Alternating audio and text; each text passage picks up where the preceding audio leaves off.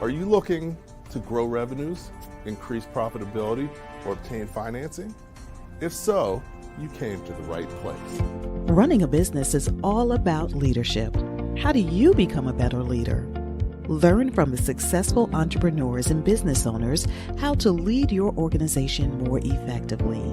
That's why we created Leadership Live at 8:05, Talking Small Business, to help you succeed with your host, Andrew Frazier, Business Growth Pro and CFO and founder of the Small Business Pro University. Every Tuesday evening at 8 p.m. Eastern, we're joined by experienced entrepreneurs and business owners who share their secrets to success via Livestream. Also, every Friday morning, we release a new podcast episode. Either way, you will learn about developing your business leadership skills from our roster of highly performing guest experts. Leadership Live is one of the many valuable resources provided through the Small Business Pro University, empowering business owners to learn, profit, and grow. Find out more at sbprou.com.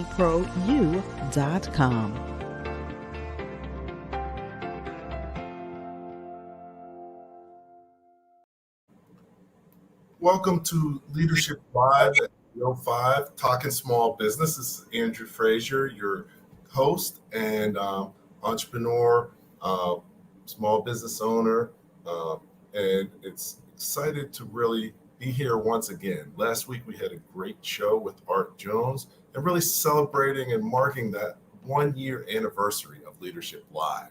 Every Tuesday evening, without missing a single Tuesday, we've had great guests who have shared tremendous business expertise for you to really take advantage of.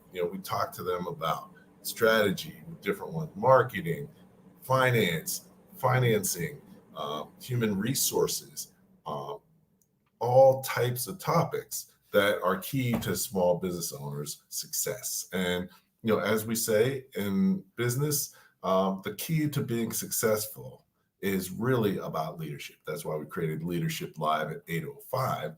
And your business can only go as far as you're prepared to take it. And that's where the leadership comes in. How prepared are you? And the only way you can get prepared is continually learning from others, being able to compare and contrast, learning about yourself and your skills, and learning and understanding your people.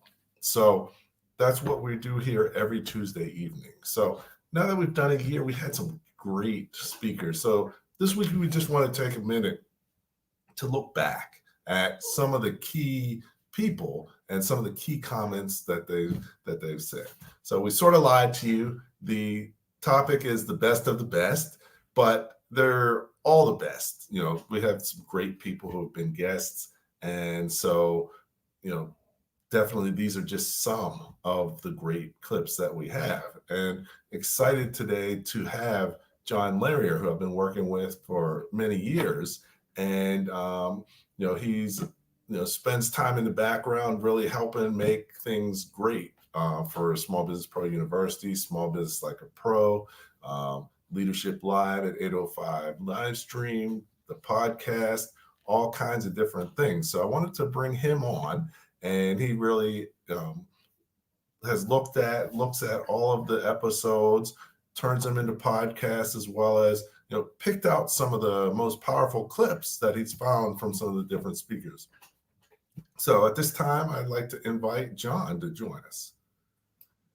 Hey, John, how are you doing this evening? Good. How are you? Excellent. Doing well. Excellent. So thanks for joining in again tonight. Just want to introduce you to everybody because, as a business owner, you never succeed alone. So you have to have a team. And, John's one of the key people on my team and really helping to, push things forward. We've been able to work with and help a lot of people, and we're continuing to expand and really take things to the next level. So we're excited about doing that. This evening, key piece is about leadership. So, but before we jump into some of the clips and some of the key features, John, why don't you take a minute, introduce yourself, tell us a little bit about who you are and your journey. Yeah, my journey. My family is from the islands and moved to the U.S. So an immigrant to the U.S. From Barbados, and grew up in the city. So moved from the islands to the city. So that was a big change. Um, and then going to school, always loved photography and so on. So studied film and video in college, and took that into doing music videos, producing TV commercials. Worked my way up in that. Did a lot of music videos for R&B groups back in the '90s: Boys to Men, Tony Braxton, Patti LaBelle. Uh, and then from that, managed the Acapulco Black Film Festival, which is today now the American Black Film Festival. So did that for a few years. Um, and out of that came an opportunity to go corporate. And I worked for a publishing company called Elsevier, which is best known for the scientific journals and so on. And that was a marketing role, and worked in trade show management. So their science and technology division managed all the trade shows, or the team that did the trade shows based in Amsterdam and in New York. And from that went into sales in diagnostic X-ray, and also in platforms for scholarly publishing, 2 jobs. So in between all of those roles, well, the later roles, starting with Elsevier, I knew you, Andrew, and we started collaborating, and it's been a great run to see you develop your business over time, and now getting to working on the university and having that platform available online, and coming out of scholarly publishing, being able to bring some of that experience to working with you to develop that in the marketing experience and so on. So I've been taking the live streams and editing them into the Leadership Live at 8:05 podcast, and that's been a big learning experience for me in hearing all the speakers and their experience, and then using that also to help you. So that's where here we are today, 1 year in, with Leadership Live. Okay, yeah, no, I mean, definitely time goes really fast. That year went really quickly, and also, when we look at what's happened, even every night on the show, even though it's an hour, which is fairly long for a live stream, the hour goes really fast too. So really excited about being able to do this. So John is taking the time to really pull together clips from many different episodes and shows, and really key points that were really good from some of our guests, and we just want to take this time to share them, as we go through. So why don't we start with, Leadership Live is about leadership, and why don't we start with talking about leadership? Definitely, we've got different ones, but one that comes to mind was Dr. Gary. He spoke. His topic was leadership development. Where do I start? So yeah, that was a good. Yeah, I mean, that was a good clip. I remember when I first heard it. How the story. He was in the Boy Scouts, and I think were you a Boy Scout? I'm a former Boy Scout, so it really struck home. And he talks about somebody coming in and taking charge. I thought it was perfect to kick off. Right. No, I was never a Boy Scout. Ah, okay. But my son was in Boy Scouts, so I Right. spent Yes, that's what. like Yeah. Yeah. 6 or 7 years with him in Boy Scouts, and Right. great experience and amazing to see how his leadership developed. So, definitely a great organization, and helping to really see how people can really develop their leadership. So, let's take a look at what Dr. Gary had to say. At 16 years old, as an Eagle Scout in the Boy Scouts, I had a troop leader that walked in one day, and he turned that troop around in about 2 or 3 minutes. He said, "We're going to compete in the Boy Scout Jamboree in 6 months. We're going to start practicing and training now. We're going to get you divided up into teams. We're going to have team leaders, and we're going to have adults to coach you and help you with this over the next 6 months. And if you have any questions, it's all in the Boy Scout handbook." So in a matter of minutes, he established an organizational structure. He set a goal that we were going to compete and do well at this Boy Scout Jamboree. He gave us resources and coaches with the adults, and he gave us what you could consider a standard operating procedure with the Boy Scout handbook. I walked up to the troop leader at the end of the meeting, and I said to him, "What was that?" Because you could just feel the energy in the room. It transformed that troop of boys in a matter of minutes. And he said, "Gary, that's leadership."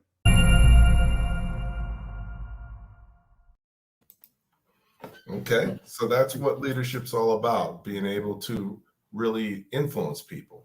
And I thought that was great because it pointed to all the things that you talk about with small businesses, being able to set procedures and goals and give people direction, and put it in a framework. And it really struck home. Okay, excellent. So one other one that we saw that one of my mentors, and really a mentor to hundreds of people, was Don Viapre. Yeah. And he's not just Don Viapre, but he's the Don, because he's been tremendously important and helpful in helping make people successful, and really takes that as his responsibility and encourages people to pass that down. And one of the key things that has been important to him is connecting the dots. Connecting the dots in life and in business for success. He's actually a previous Power Breakfast speaker, and we have a course on the SB Pro University with his. So what did you pick from Don, and why? He talks about his story and coming to New Jersey and from Ohio, and it really lays out the importance of, he calls it connecting the dots. It's networking and making connections with other people, because you never know when they may influence or have influence, or you may need that resource, or you could be a resource for them. And, it's a little longer clip from some of the others, but I think it's a really good, listen how he lays out just his coming to Jersey and starting to work. And I think we could all relate in some way to it.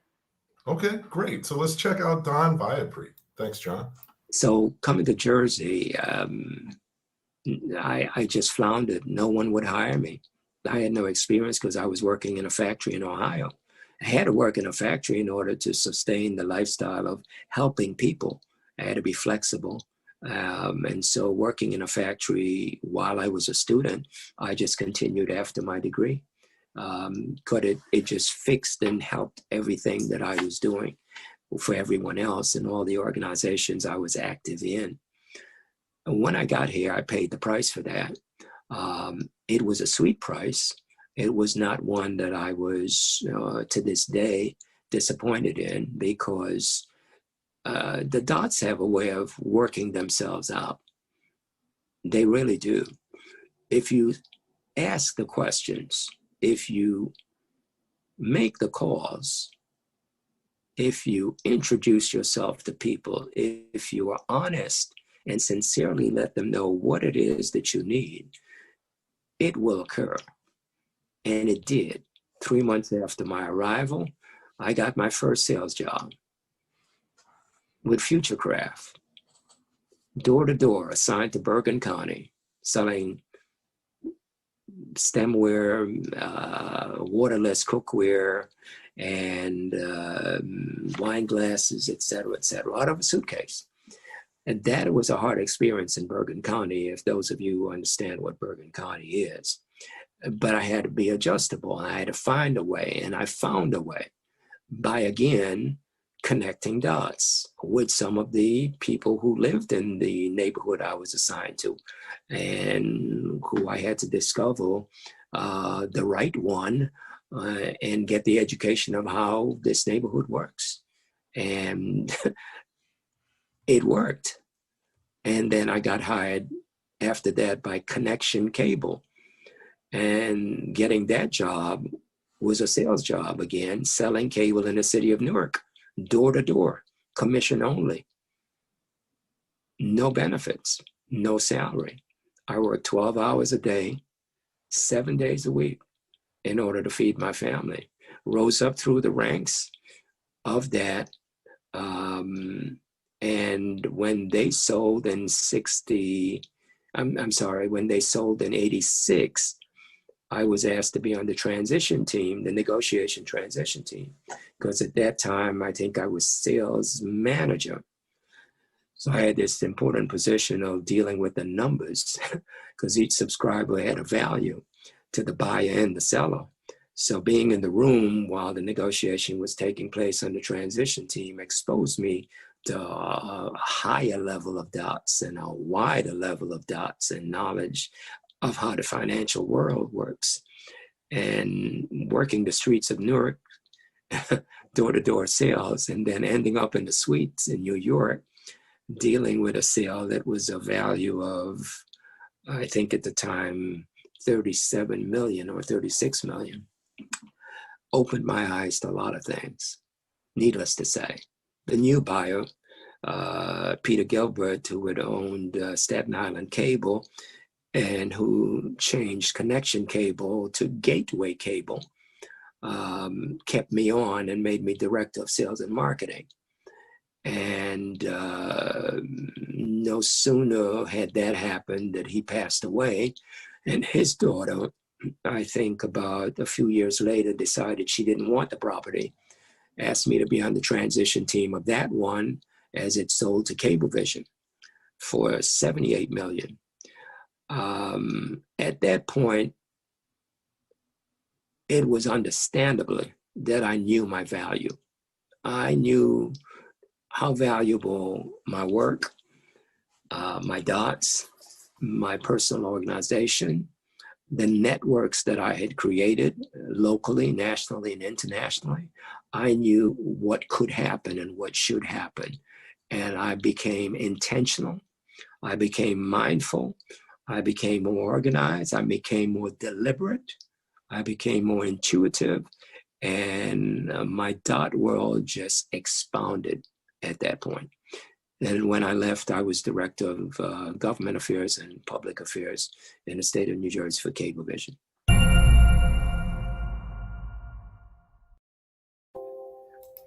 Welcome back. Thanks, Don. Don's always very, shares a lot of great things and just how people can make a difference in your life. And you never know who's going to make the difference and where it's going to take you. So great clip, John, once again.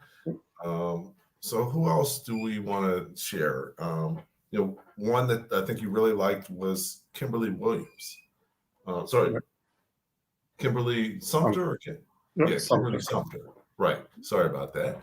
And Kimberly Sumter was on right around the holidays, and she talked about podcasting. So what stood out to you about the clip that you have for her?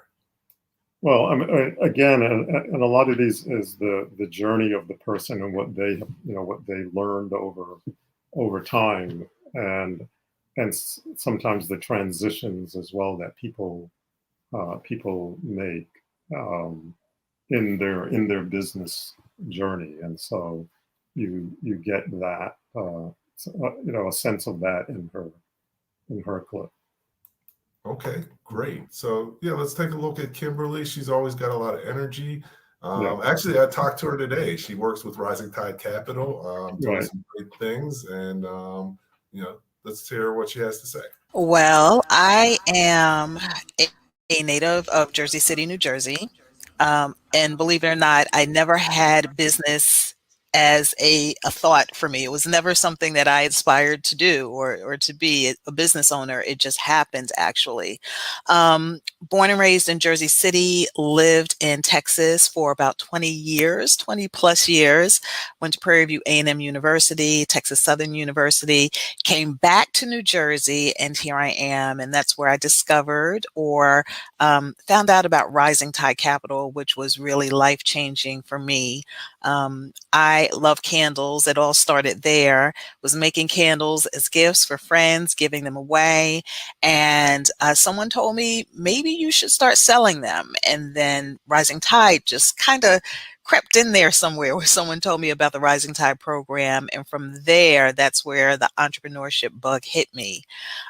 So I have been a graduate of Rising Tide. I guess it's been maybe about 5 years, 6 years now. And that's evolved into me being a instructor for the Community Business Academy. And then also it evolved from not only creating candles and making candles, but at that point, because I had a background in radio, I kind of dove into the podcasting space, which I absolutely love. So now I am teaching podcasting courses as well. So I have both businesses now, the podcasting business, and then I also have the candle making business, and they're both doing pretty well this year. If you intend on doing a podcast that's related to business, there are many podcasts that are out there that talk about business, but no one is going to do it quite like you. So I think that it's important for you to take that away, to take those blinders off and just kind of move forward and just really set in step why you intend on creating this podcast and what the end goal will be for you in particular, whether it is for your business, whether it's something that is, again, a passion project. But I think podcasting is such a golden medium right now that you should try. You should at least try it. I think you never know where you can go with it.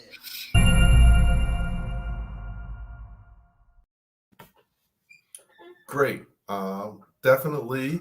Part of business is trying things, trying new things, learning new things, continually learning. And that's part of the leadership and moving forward in a positive direction. So, yeah, had a great chat with Kimberly. Always love talking to her. She's very energetic and she's doing some great things. So, who would you like to see next? Maybe Dale Caldwell? I was going to leave Dale for a little later. Okay. We could do Alex Rubin. It's a little short clip. Okay. Actually, I may not have hers right here.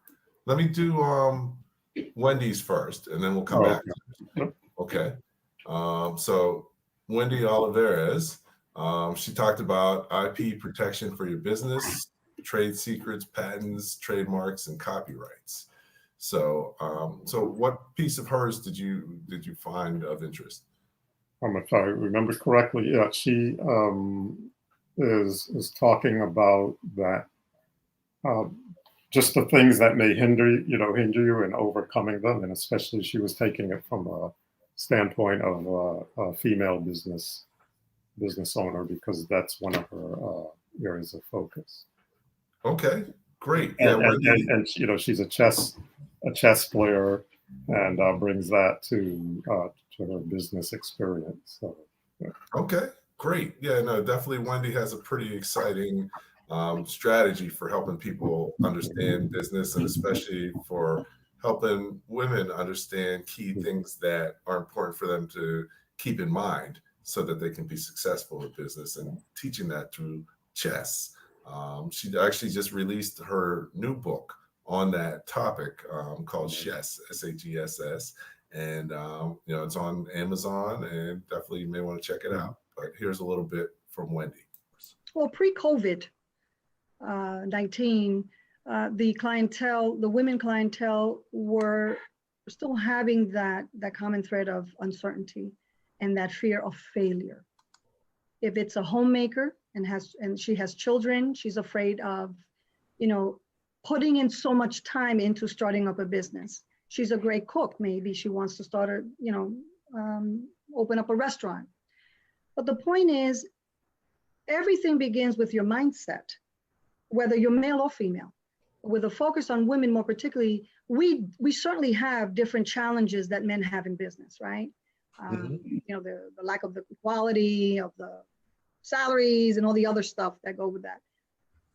But uncertainty is also part of a mindset. So if you expend all of your time and energies in worrying about the what ifs, the could haves, and the should haves,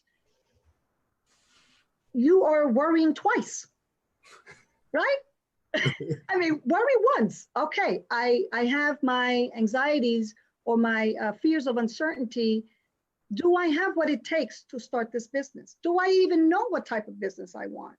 Is my idea relative to a product or a service?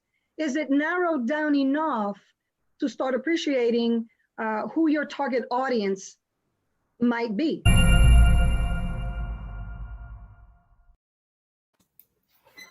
Okay, great. Yeah, definitely. Target audience, target market. We talk about that a lot. So A lot. Yep. Extremely important. So thanks for sharing that one. Did you want to go to Alex Rubin next? Sure. It's a really short clip, but she talks about employment law, and it's a very clear and succinct clip about what the important issues are right now, and I think we'll all recognize, maybe even get a chuckle. Okay.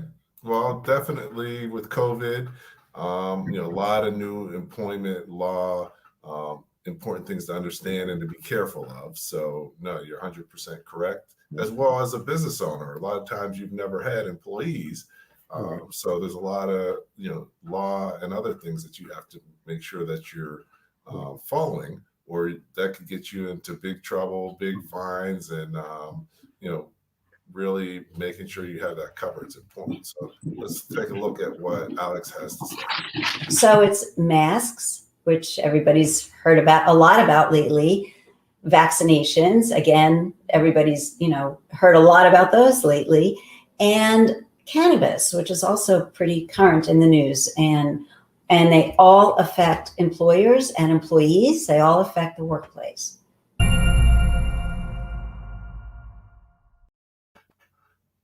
That was pretty short, but good. I mean, timely. It's still timely. That was back in March. So, so definitely. Those are all issues that can trip you up, really. Just given the atmosphere that we're in right now. So. Okay, great. So we did have Jeff Cantor on. He's the founder of the Veterans Chamber of New Jersey, and commander in the Army. Really, done some great things internationally in terms of leading, small groups, but some really large groups as well. So, what stood out to you about the show with Jeff? I mean, he talked a lot about the contributions of veterans and the work that. So it's math. That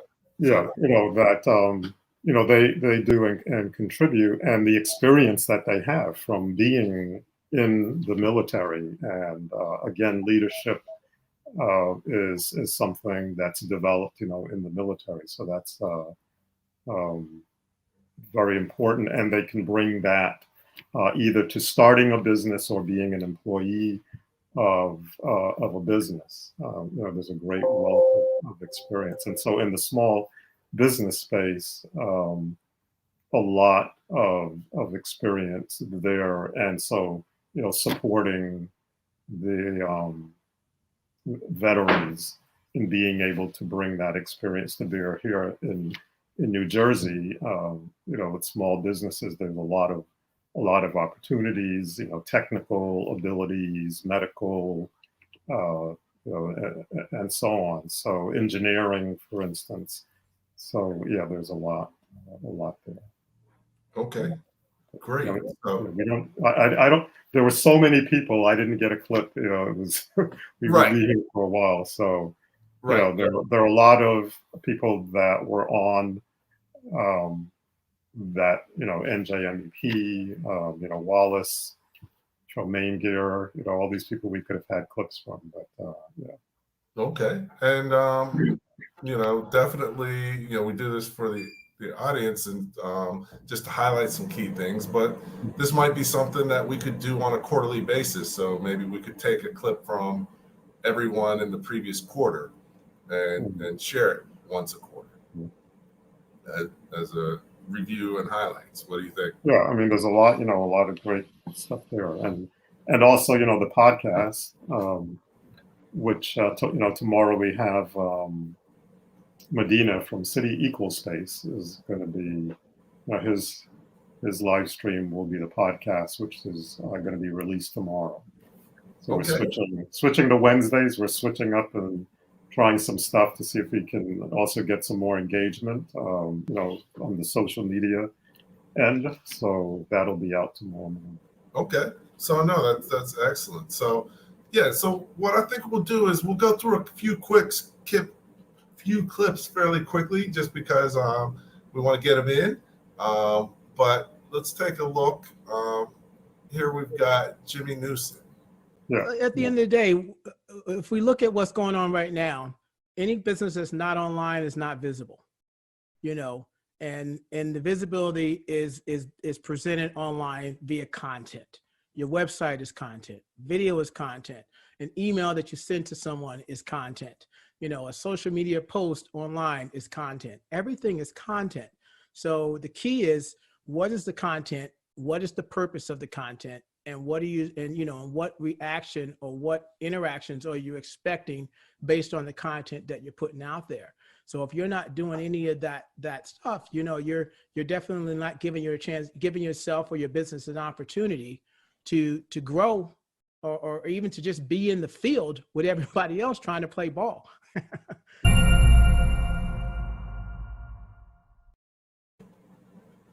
Okay, really good.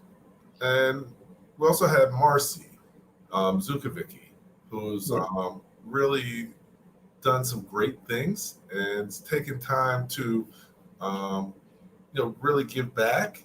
And one of the things she's done is, she talked about how to create a sustainable enterprise that can successfully run without you. And that's really the key of what, I lay out in my book, and what every entrepreneur and business owner, that should be their goal. And she's actually achieved that, which is outstanding. So she shared some great insights into how to do that. So let's take a look. Marcy and... I work for corporate America and for the not-for-profit world and UNICEF, as I mentioned before, all my life. And in 2004, I was actually fired from my job. And it was the most traumatic experience that I've ever had in my whole life, because I couldn't believe that somebody could get fired, even if you're doing a good job, because somebody doesn't like you. I did not know that could happen, as I was already an adult, and I did not know that kind of a hardcore relationship can happen in corporate America. It was an awakening. And at the time, I was battling cancer, and it triggered to me to become very sick, because I was shocked that I could be in a situation so low in my life. So when I was so low in my life, two of my best friends that have been in my life for many, many years came to my rescue, and they said to me, "Mars, you've done so many things all over the world, and you have had businesses, and you have working companies. What do you want to do with your life?" And I said, "I love coffee. And when I was young and I lived in Cleveland, Ohio, I was working out of the peace house with the Quakers to help farmers in California with the Chavez campaigns that were going for farming and equal rights. And I felt that I could do something in the coffee field to help the farmers be sustainable. Now, the coffee field, the coffee theme is a passionate subject because I'm passionate about a lot of things. So I wanted to start a company that would get from the farms to the homes incredible coffees, but at the same time that would help the coffee farmers and help with social, ecological, sustainable projects. And my idea was a great idea, but I didn't have a good model because the model that I had was cutting the middleman. And coffee obviously is a commodity. It trades in the commodity market. And I was trying to create a multi-million-dollar empire just by helping people without being able to have the right alliances with the right person.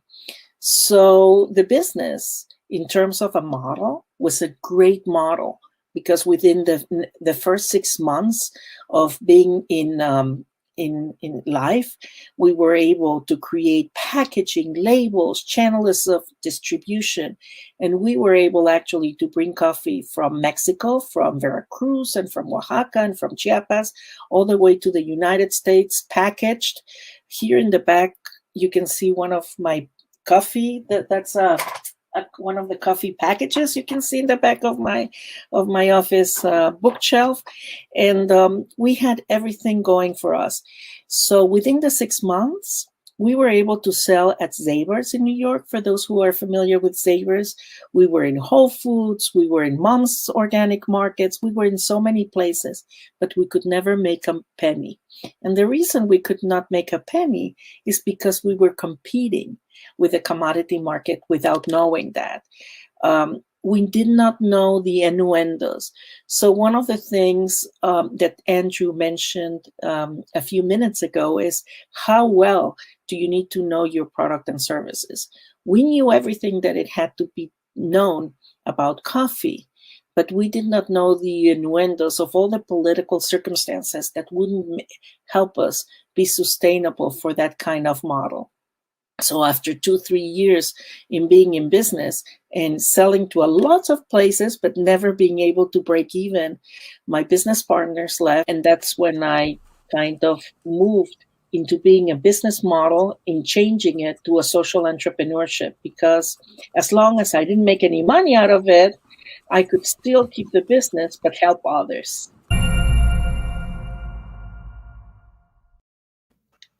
Okay. Great clip. Everybody starts somewhere, and there's a lot of things that you learn along the way. Mm-hmm. I always joke that, next year when I make it big, I'll be an overnight success. So, there's no easy way to do it. You have to put in the work, take the time, develop your leadership skills, lead. Many times making a lot less for a period of time before you really make it. So, as Mars started there, she's completed the ultimate. She's really built an international business that can successfully run without her. And it allows her to not just have the lifestyle she wants to have, but really do things for people that she wants to do and make a difference in the world. And that's really what it's all about, because you can't take it with you. So great. It was great to have Morris on the show. And actually next week I'm going to a conference with her down in Savannah, where we're going to be with different universities talking about economic development. So that's a passion of hers, and looking forward to that. So, okay. So now we've got Stan Robinson. Another short one, succinct. Okay. Excellent. Someone I've known a long time, who's really, really knowledgeable and sharp, especially when it comes to LinkedIn. So for me, in essence, prospecting means a plan for identifying, reaching, and building relationships with people who can do business with you.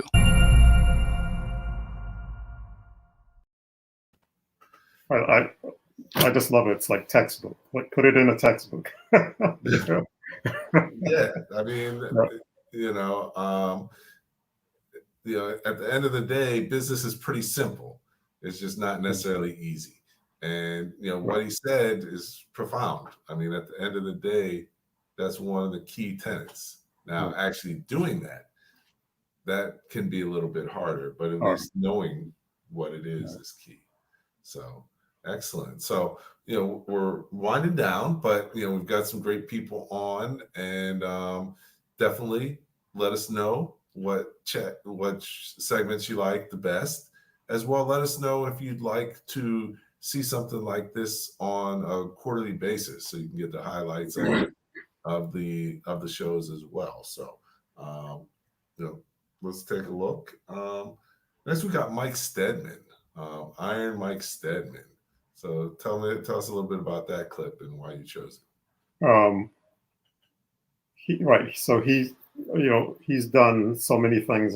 He's doing the boxing. He's doing, to help kids out in New York. He's a podcaster, business owner, and so on. But he talks about, and he gives a very unique name to promoting yourself and what he calls it. Every time you put something out, a piece of content. And I thought it was very, very interesting. I actually read a post today where he mentions it again. Okay. So yeah, Mike Stedman, he's doing great things. Met him, early on in his entrepreneurial journey.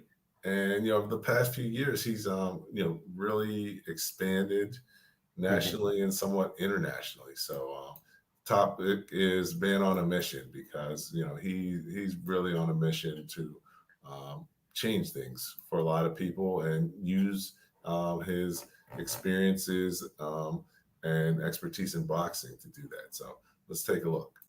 Right. And I came up with a marketing and branding framework called dog whistle branding. So I want to think about your business or your brand, whether it's me at Ironbound Boxing or you, Andrew, at SBP Pro, University, or your book or whatever.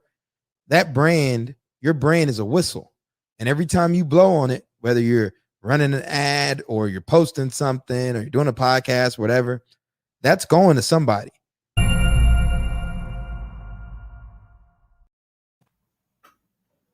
Okay.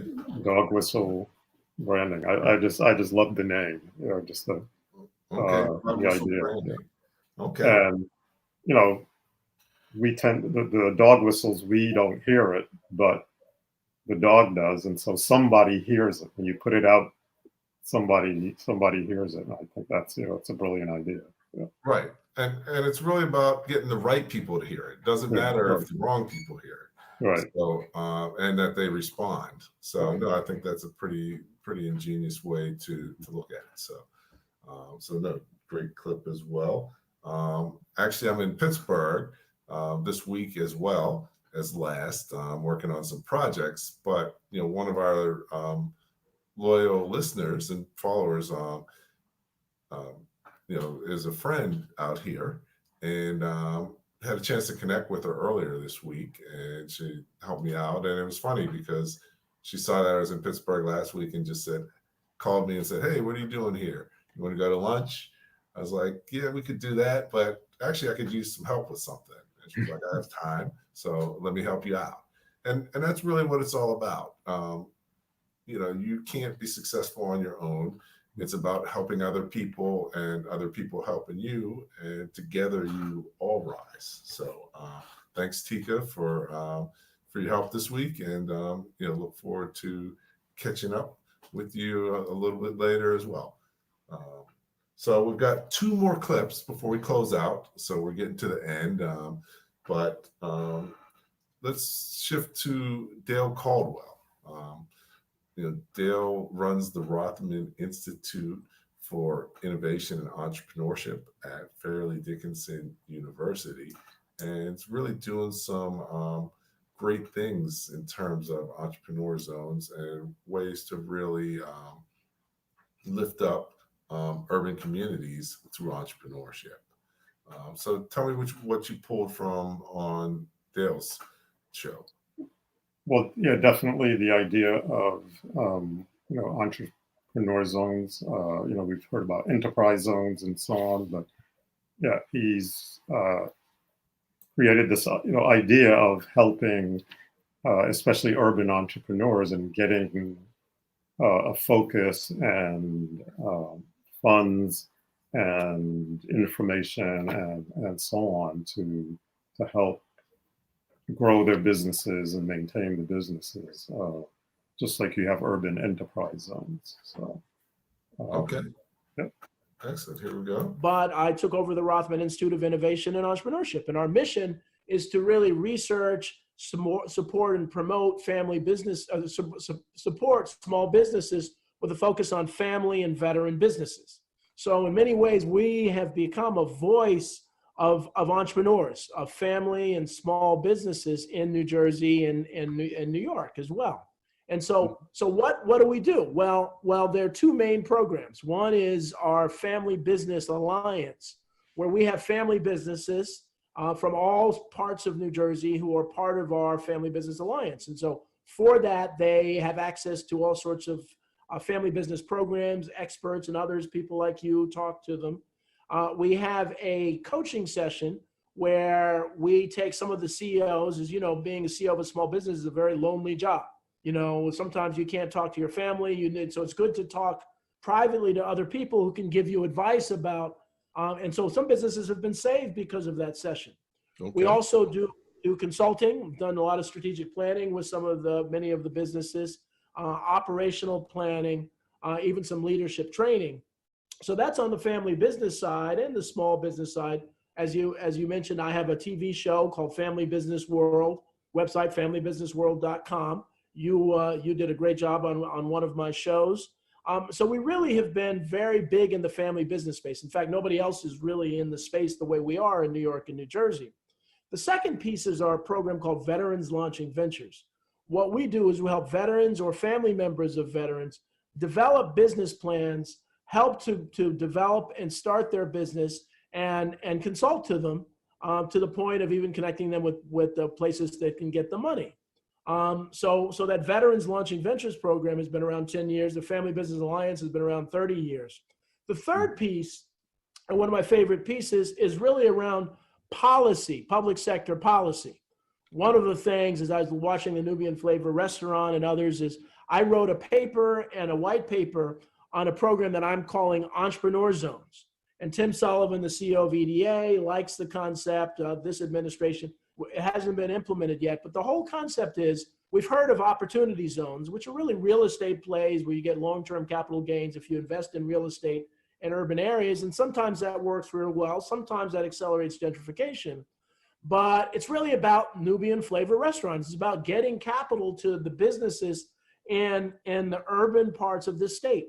And so what I say with this entrepreneur zone is that and even a city could do this. So those of you who are into politics in local cities, you could actually do this in your city, where long-term tax credits can accrue to businesses or individuals that invest in these businesses in the community.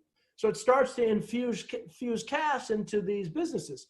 There's some amazing entrepreneurs in the urban parts of New Jersey, but they don't have enough capital to help them through the difficult times like what we're facing now. And so we can talk some more about what we're doing to really help small businesses during this pandemic.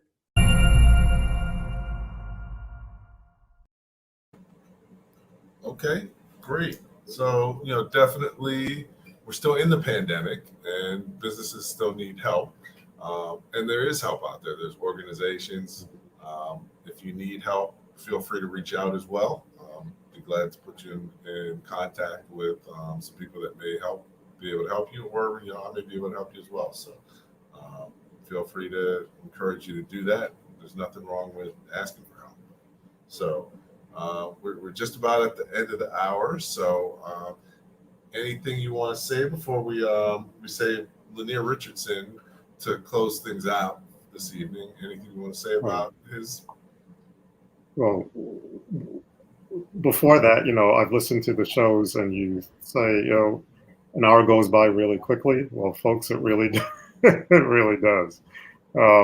Yeah, I mean, Lanier was one of the first people I met when I was working, started working with you, and just really impressed by what he's accomplished and his journey. And so we had him on, fairly recently, and yeah, it's just the energy and the drive and the intelligence and just really that desire to help and to especially the urban communities, and what he was involved in New York, to see how that has really benefited the city, and now he's at Rutgers.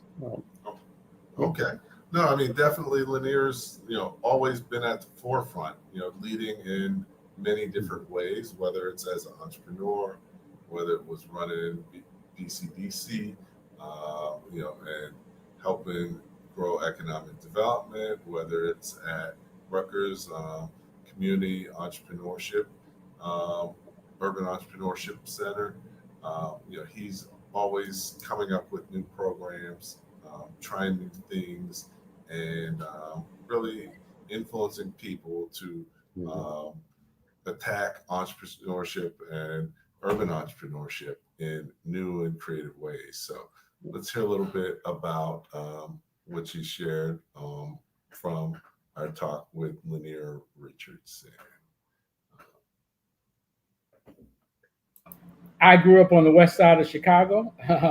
My parents were entrepreneurs. My dad and mom own and still own, continuously operating now for about 44 years, a bar and restaurant in Chicago. And so as we were growing up through high school, I cleaned up the parking lot. I restocked the, beer, freezers.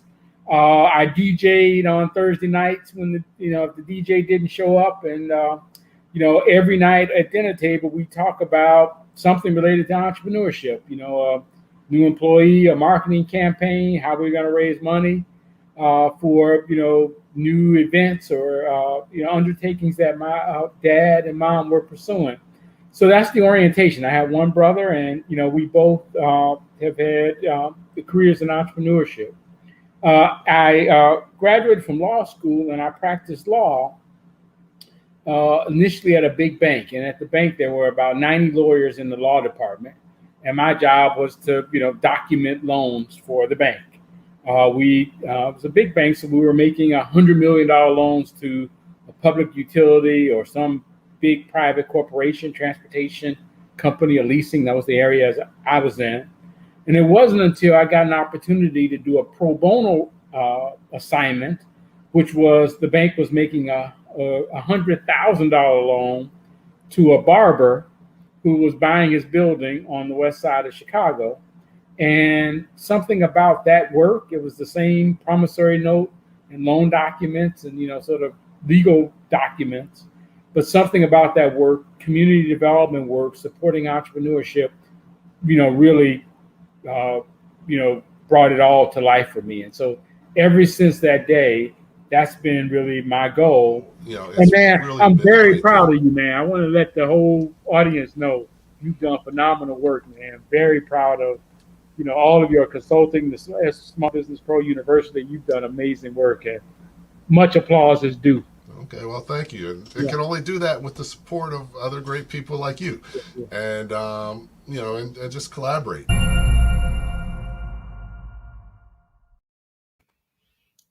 Great clip. It is about collaborating and sharing, and that's what this program's all about. That's what we do, and hope that you do as well. Definitely appreciate everybody who's been a guest. Everybody's had all the guests have volunteered their time and their expertise to be here on the show. So, that just tells a little bit about their passion and commitment to support entrepreneurs and business owners. Thank you, John, for all that you've done and pulling the clips and just really, helping to make what we're doing even better, more professional, more valuable, and more available to more people. So, definitely thank you for that. Thanks for comments, from LinkedIn. Great. And actually, my brother joined in as well. He said, had a little something to say, John, about your brother. when you introduced. So, definitely doesn't hurt to like stick a little family in there. Definitely. So this was good. We'll look forward to feedback, but if you think something like this would be good to do once a quarter, just let us know in the chat, and we'll consider doing that, because definitely want to make sure that what we're providing is as valuable as possible for you. So once again, Leadership Live at 8:05. Couple exciting things we have coming up. The Power Breakfast. Any of you who have been to the Power Breakfast before know what it is, but many people haven't. So if you are looking at a business owner, it's an opportunity to supercharge your day. The Power Breakfast, we've had it almost for 10 years at different locations in New Jersey, in northern New Jersey, as well as in Pittsburgh. And it's always a powerful event for learning, networking, connections, just valuable experience. And over the years, we've had over 1,000 attendees, and we've helped them generate millions of dollars, not just in additional revenue opportunities, but also in financing. So definitely being part of the Power Breakfast Network. The next Power Breakfast is going to be October 29th here in New Jersey at the Park Avenue Club. So, definitely a new forum, a new location. That's going to be great. And, we're really going to kick it off, because it's been, since before the pandemic that we've had the Power Breakfast. So you'll get more details about it as we go, but put it on your calendar. October 29th, the Power Breakfast is back. So thanks again. John, anything you want to share before we close out? Just, all the initiatives that Andrew's been doing, to help small businesses, the university, we're working on relaunching. So keep an eye out for that, and, encourage small business owners to listen to the live stream or listen to the podcast, and, keep growing the business, being able to help small business owners. No, definitely.